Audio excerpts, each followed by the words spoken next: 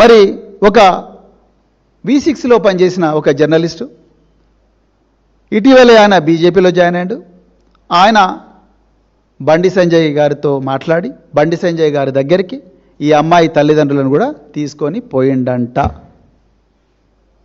నిన్న రాత్రి 10 గంటలకు కూడా ఆ అమ్మాయి తల్లిదండ్రులు పోలీస్ స్టేషన్లో ఉండగానే ఈ అమ్మాయి తల్లి ఇద్దరు పోలీసులు ఉండగానే ఈ V6లో పనిచేసిన ఈ జర్నలిస్టు ఇప్పుడు బీజేపీలో జాయిన్ అయిన ఈ సోకాల్డ్ జర్నలిస్టు ఆయన బండి సంజయ్కి ఈ అమ్మాయి తల్లికి తండ్రికి మధ్యలో రాయబారం జరిపి దయచేసి కేసు డ్రాప్ చేసుకోండి, క్లోజ్ చేద్దాము అని చెప్పిండంట. అదేవిధంగా మరి బండి సంజయ్ గారి ప్రోద్బలం మేరకే నిర్మల్లో ఏప్రిల్ నెలలో ఒక కేసు బుక్ అయింది ఈ అమ్మాయి మీద, ఈ అమ్మాయి తల్లిదండ్రుల మీద. నేను మళ్ళీ చెప్తున్నా, వీళ్ళు ఎక్స్టార్షనిస్టులు వెళ్తే వీళ్ళు బెంచ్ కార్లల్లో లేకపోతే ఫార్చ్యూనర్లో తిరగరు. అది 50,000కి ఆశపడరు. 50,000 ఇచ్చినట్టుగా ఆధారాలు కూడా చూపించాలి. ఆయన జీపేనో, ఫోన్పేనో, గూగుల్ పేనో, లేకపోతే పేటీఎమ్మో ఏదో ఒకటి బ్యాంక్ నుంచి బ్యాంకు ట్రాన్సాక్షన్ అయ్యో, క్యాష్ అయితే ఎక్కడి నుంచి క్యాష్ డ్రా చేసిండు అవన్నీ చూపించాలి. ఎవరు? బండి సాయి భగీరథ్. అవన్నీ ఇయ్యలే, బట్టగాల్సి మీద పడేసిండు ఈ అమ్మాయి మీద. ఆ విధంగా మరి ఈ అమ్మాయి మీద చేసింది. ఇక వీళ్ళు మరి ఒక V6లో పనిచేసిన ఒక జర్నలిస్టు ఇటీవలే ఆయన బీజేపీలో జాయిన్ అయ్యాడు. ఆయన బండి సంజయ్ గారితో మాట్లాడి బండి సంజయ్ గారి దగ్గరికి ఈ అమ్మాయి తల్లిదండ్రులను కూడా తీసుకొని పోయిండంట. నిన్న రాత్రి 10 గంటలకు కూడా ఆ అమ్మాయి తల్లిదండ్రులు పోలీస్ స్టేషన్లో ఉండగానే ఈ అమ్మాయి తల్లి ఇద్దరు పోలీసులు ఉండగానే ఈ V6లో పనిచేసిన ఈ జర్నలిస్టు ఇప్పుడు బీజేపీలో జాయిన్ అయిన ఈ సోకాల్డ్ జర్నలిస్టు ఆయన బండి సంజయ్కి ఈ అమ్మాయి తల్లికి తండ్రికి మధ్యలో రాయబారం జరిపి దయచేసి కేసు డ్రాప్ చేసుకోండి, క్లోజ్ చేద్దాము అని చెప్పిండంట. అదేవిధంగా మరి బండి సంజయ్ గారి ప్రోద్బలం మేరకే నిర్మల్లో ఏప్రిల్ నెలలో ఒక కేసు బుక్ అయింది ఈ అమ్మాయి మీద, ఈ అమ్మాయి తల్లిదండ్రుల మీద. నేను మళ్ళీ చెప్తున్నా, వీళ్ళు ఎక్స్టార్షనిస్టులు వెళ్తే వీళ్ళు బెంచ్ కార్లల్లో లేకపోతే ఫార్చ్యూనర్లో తిరగరు. అది 50,000కి ఆశపడరు. 50,000 ఇచ్చినట్టుగా ఆధారాలు కూడా చూపించాలి. ఆయన జీపేనో, ఫోన్పేనో, గూగుల్ పేనో, లేకపోతే పేటీఎమ్మో ఏదో ఒకటి బ్యాంక్ నుంచి బ్యాంకు ట్రాన్సాక్షన్ అయ్యో, క్యాష్ అయితే ఎక్కడి నుంచి క్యాష్ డ్రా చేసిండు అవన్నీ చూపించాలి. ఎవరు? బండి సాయి భగీరథ్. అవన్నీ ఇయ్యలే, బట్టగాల్సి మీద పడేసిండు ఈ అమ్మాయి మీద. ఆ విధంగా మరి ఈ అమ్మాయి మీద చేసింది. ఇక వీళ్ళు 684/2026 అనే క్రైమ్ నెంబర్తోని పేట్ బషీరాబాద్లో ఒక కేసు రిజిస్టర్ చేసినట్టుగా మాకు సమాచారం వస్తున్నది. సో నేను చెప్పింది తప్పైతే సైబరాబాద్ కమిషనర్ గారు నన్ను కరెక్ట్ చేయొచ్చు. సో అందులో ఏమేమి సెక్షన్లు పెట్టిండంటాయా? BNS section 74, BNS section 75, sexual harassment of child section 11 and section 12 of POCSO act. గమ్మత్తైన విషయం ఏంటంటే ఈ మూడిట్లో కూడా నేరం ఏదైతే ఉందో ఆ నేరానికి శిక్ష కేవలం 2 సంవత్సరాలు, 3 సంవత్సరాలు, 3 సంవత్సరాలు. అంటే ప్రజలకు తెలవాల్సింది ఏందయ్యా అంటే ఇది స్టేషన్ బెయిల్ పొందే విధంగా ఈ కేసులు బుక్ అయినాయి. BNSS భారతీయ నాగరిక సురక్షా సమితి ఏదైతే BNSS అని ఉందో, ఒకప్పుడు CRPC, ఈ BNSSలో 35 క్లాస్ 3 అని ఒక సెక్షన్ ఉంటుంది. దాంట్లో స్టేషన్ బెయిల్ ఇవ్వచ్చు. ఆ విధంగా మన పుత్రరత్నం చిరంజీవి బండి సాయి భగీరథ్కు, బాబు నువ్వు చిన్న తప్పే చేసినావు, ఇగో నీకు స్టేషన్ బెయిల్ ఇవ్వచ్చు. సెక్షన్ 74 2 సంవత్సరాలే, సెక్షన్ 75 3 సంవత్సరాలే, పాక్సోలో కేవలం 3 సంవత్సరాలే ఉంది కాబట్టి నీకు స్టేషన్ బెయిల్ ఇచ్చి పంపిస్తావు, నీ పని నువ్వు చేసుకో, ఇంకా నువ్వు ఎంతమంది అమ్మాయిలన్నా నాశనం చేయి, ఇగో ఇట్లనే ఉంటుంది అని చెప్పి దుండిగల్లో ఎట్లయితే ఆనాడు ఆ పిల్లగాన్ని కొడితే ఘోరంగా బండి సంజయ్ వెనకేసుకొని వచ్చిండు. అరే చిన్నపిల్లలు కొట్లాడుకుంటారు భయ, ఏమున్నది, పిల్లలు మజాక్లో కొట్లాడుకుంటారు అని చెప్పి వెనకేసుకొచ్చినావు కదా. అట్లా వెనకేసుకొచ్చినందుకే సంజయ్ గారు ఇలా అమ్మాయిల జీవితాన్ని నాశనం చేసిండు. ఎంతమందిని చేసిండో ఇది ఓన్లీ తెలుస్తున్నది. ఒక కేంద్ర హోంశాఖ సహాయ మంత్రి మీద ఒక అమ్మాయి, చిన్న అమ్మాయి, మైనర్ బాలిక తల్లిని తీసుకొని వచ్చి పోలీస్ స్టేషన్లో 8 గంటలు కూర్చున్నదంటేనే మీ బేటీ బచావో అనే క్యాంపెయిన్ ఏదైతే ఉన్నదో ఆ క్యాంపెయిన్ ఎంత శుష్కమైనదో, ఎంత మోసపూరితమైనదో ఇప్పుడు క్లియర్గా అర్థమవుతున్నది. రేపు నరేంద్ర మోడీ గారు దీని మీద సమాధానం చెప్పాలి. సో ఈ అమ్మాయి ఒక కామన్ ఫ్రెండ్ ద్వారా ఈ బండి సాయి భగీరథ్ కలిసింది. ఎంత ఘోరమయ్యా అంటే కేంద్ర హోంశాఖ సహాయ మంత్రి కొడుకు ఈ అమ్మాయితోని చాటింగులు, ఈ అమ్మాయితోని విపరీతంగా మానసికంగా వేధించడం, ఈ అమ్మాయి మీద 3 సార్లు అత్యాచార యత్నం చేసినట్టుగా మాకు వస్తున్న సమాచారం.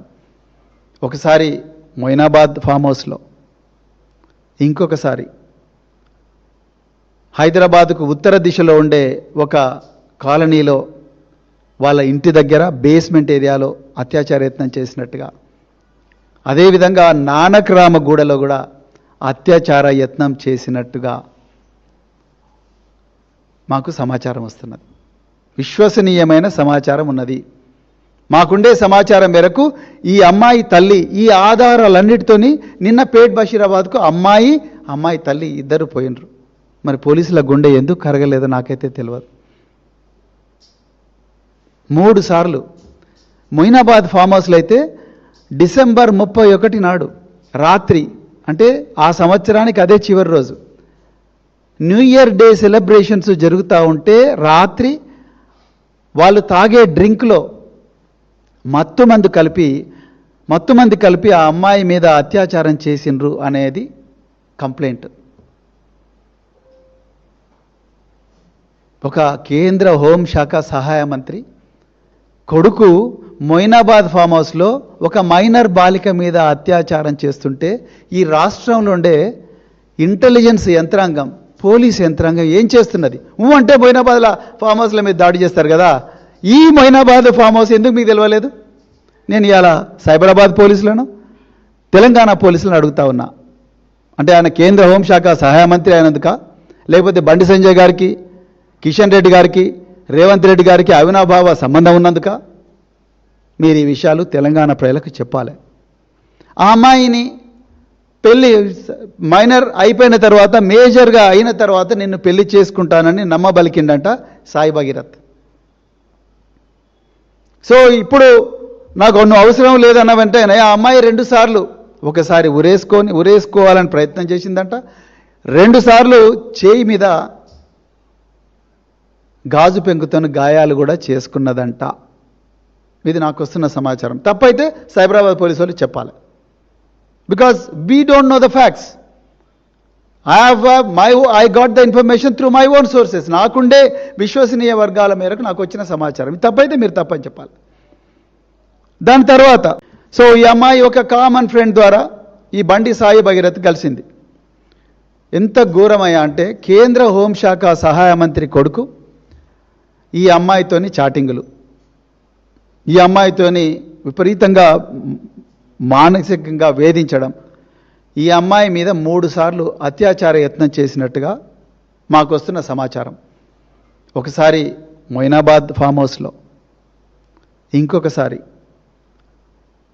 హైదరాబాద్కు ఉత్తర దిశలో ఉండే ఒక కాలనీలో వాళ్ళ ఇంటి దగ్గర బేస్మెంట్ ఏరియాలో అత్యాచార యత్నం చేసినట్టుగా, అదేవిధంగా నానక్రామగూడలో కూడా అత్యాచార యత్నం చేసినట్టుగా మాకు సమాచారం వస్తున్నది.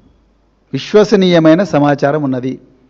మాకుండే సమాచారం మేరకు ఈ అమ్మాయి తల్లి ఈ ఆధారాలన్నిటితోని నిన్న పేట్ బషీరాబాద్కు అమ్మాయి తల్లి ఇద్దరు పోయినరు. మరి పోలీసుల గుండె ఎందుకు కరగలేదో నాకైతే తెలియదు. 3 సార్లు మొయినాబాద్ ఫామ్ హౌస్లో అయితే డిసెంబర్ 31 నాడు రాత్రి, అంటే ఆ సంవత్సరానికి అదే చివరి రోజు, న్యూ ఇయర్ డే సెలబ్రేషన్స్ జరుగుతూ ఉంటే రాత్రి వాళ్ళు తాగే డ్రింక్లో మత్తుమందు కలిపి ఆ అమ్మాయి మీద అత్యాచారం చేసిండ్రు అనేది కంప్లైంట్. ఒక కేంద్ర హోంశాఖ సహాయ మంత్రి కొడుకు మొయినాబాద్ ఫామ్ హౌస్లో ఒక మైనర్ బాలిక మీద అత్యాచారం చేస్తుంటే ఈ రాష్ట్రంలో ఉండే ఇంటెలిజెన్స్ యంత్రాంగం, పోలీస్ యంత్రాంగం ఏం చేస్తున్నది? అంటే మొయినాబాద్లో ఫామ్ హౌస్ల మీద దాడి చేస్తారు కదా, ఈ మొయినాబాద్ ఫామ్ హౌస్ ఎందుకు మీకు తెలియలేదు? నేను ఇవాళ సైబరాబాద్ పోలీసులను, తెలంగాణ పోలీసులను అడుగుతా ఉన్నా. అంటే ఆయన కేంద్ర హోంశాఖ సహాయ మంత్రి అయినందుక, లేకపోతే బండి సంజయ్ గారికి, కిషన్ రెడ్డి గారికి, రేవంత్ రెడ్డి గారికి అవినాభావ సంబంధం ఉన్నందుక? మీరు ఈ విషయాలు తెలంగాణ ప్రజలకు చెప్పాలి.